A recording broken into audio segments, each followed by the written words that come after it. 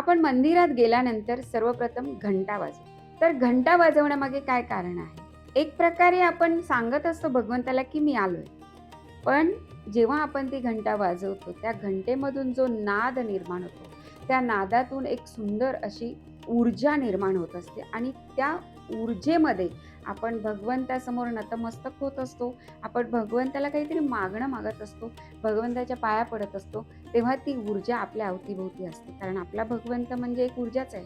तर अशा 2 ऊर्जेचं एकत्रीकरण झाल्यानंतर त्या मंदिरामध्ये एक शांत असं, सुंदर असं नादमय वातावरण निर्माण होतं आणि या नादमय, ऊर्जामय वातावरणात आपण भगवंताला केलेली प्रार्थना आपल्याला भगवंतापर्यंत पोहोचवण्याचं काम करत असते.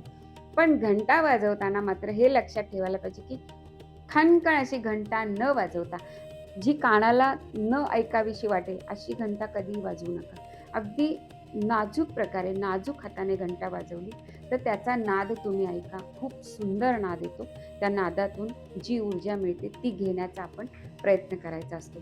म्हणून मंदिरात जाताना घंटा वाजवण्यासाठी सुद्धा एक वेगळा नाद निर्माण करण्यासारखी घंटा वाजवायची असते. तर जेव्हा तुम्ही मंदिरात जाल तेव्हा जोरात घंटा न वाजवता शांतपणे भगवंताला सांगायचं, की मी आलोय, माझ्याकडे लक्ष दे आणि त्या घंटेचा जो नाद आहे त्यातून जी ऊर्जा निर्माण होणार आहे ती आत्मसात करण्याचा तुम्ही प्रयत्न करायचा असतो.